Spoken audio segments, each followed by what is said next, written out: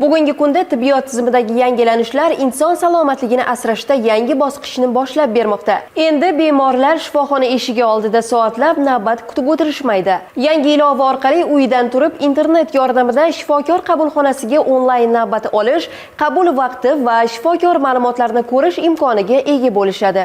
Tizimning yana bir katta afzalligi mamlakatning qaysi hududida bo'lmasin shifokor bemor haqidagi zarur ma'lumotlarni bazadan ko'ra oladi. Bu esa tashxis qo'yishda aniqlikni ta'minlab, davolash jarayonini tez va samarali tashkil etish imkonini yaratadi. Muxbirimiz Husniddin Hamidov Namangan shahar Davlatobod tumanidagi 8-oilaviy poliklinikada bo'lib, yangi joriy etilgan ushbu tizimning afzalliklari haqida ma'lumot oldi. Mazkur tizim Namangan viloyatida bosqichma-bosqich joriy etilayotgan bo'lib, Davlatobod tumani shifokorlari bu yutuqning tibbiyot tizimidagi yangi bosqich deb ta'kidlashmoqda. Bu tizimning afzalliklari bemorlari shu shifokorlar qabuliga kelganda turnaqator bo'lib navbat kutib turish masalalari barham topdi. Undan tashqari bizning aholimiz, ya'ni bemorlarimiz xohlagan vaqtlarda bu tizimni Dimit ilovasi bor. Bu ilovani barcha aholimizni qo'l uyali telefonlariga ulab berganmiz hamshiralar tomonidan. O'zlari ham o'z xohishlari bilan ulab olishgan.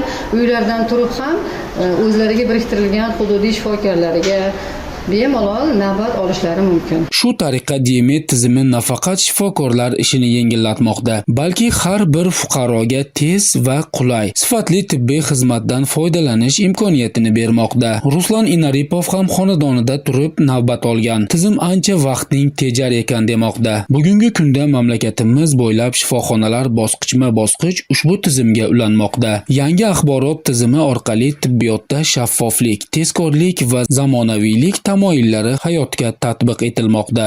Respublikamizning xohlagan davolash profilaktika muassasasida bemorimizga tegishli bo'lgan barcha tibbiy ma'lumotlarni olish imkoniyati bor.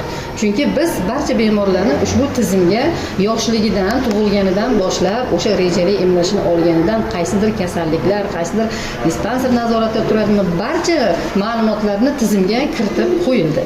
Bu ham bemor uchun ham o'sha respublikamizda joylashgan barcha davolash profilaktika muassasalari uchun ham juda ham qulaylik yaratadi. Elektron tizimlar, raqamli boshqaruv va qulay xizmatlar. Bularning barchasi xalq salomatligi yo'lidagi navbatdagi qadam. Husniddin Hamidov, Rustamjon Soqjonov, Ovoz informatsion dasturi uchun Namangan.